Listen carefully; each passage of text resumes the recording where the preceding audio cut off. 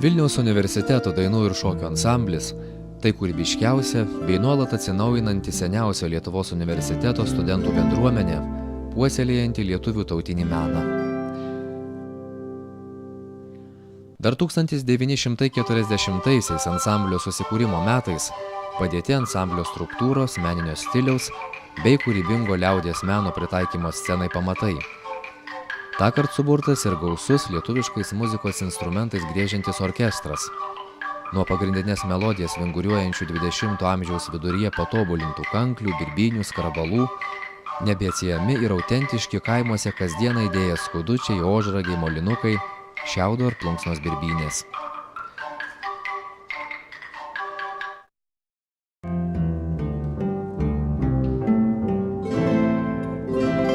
Koncertuose galima išgirsti ne tik liaudies instrumentų orkestrą, bet ir solinės partijas atliekančius birbynių kvartetą, kanklių ansamblį bei liaudies kapelą, kurioje griežia smuikai, armonika, akordeonas, trimitas ir styginis kontrabosas.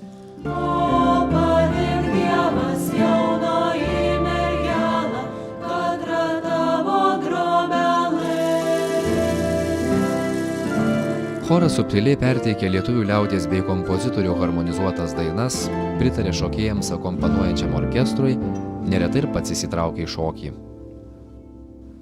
Šokėjų choreografinis tikslumas bei išraiška lygintina su lietuvių sceninio šokio atlikimo viršūnėmis.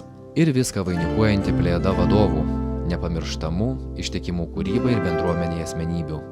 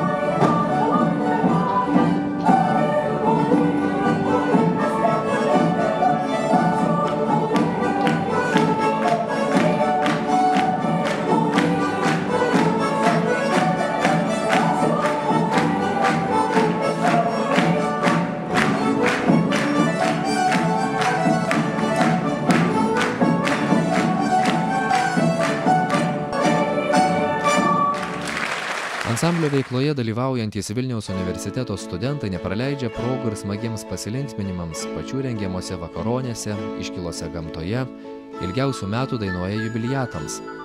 O į nepakartojamas ansamblio naujokų krikštynas kasmet plūsta ir seniai su ansamblio atsisveikinę šokėjai, choristai bei muzikantai.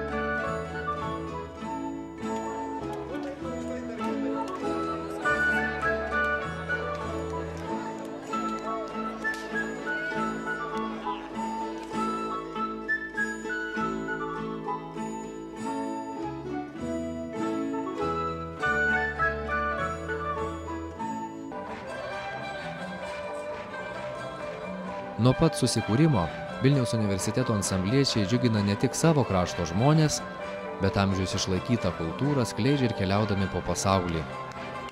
Pastaraisiais metais aplankyta Portugalija, Italija, Turkija, Vengrija, Vokietija, Makedonija.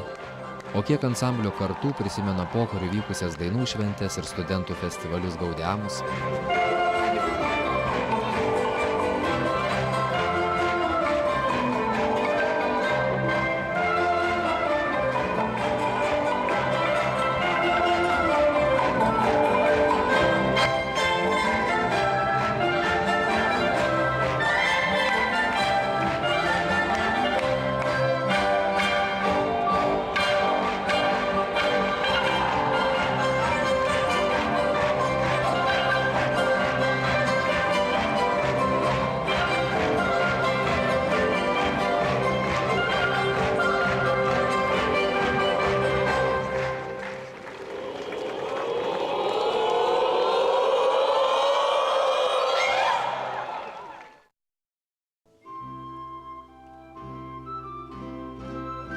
Dainomis, šokiais ir muzika ansamblis įvairiapusiškai atskleidžia Lietuvos tautinio meno grožį, gerbia istoriją ir prasmingai ją tęsia.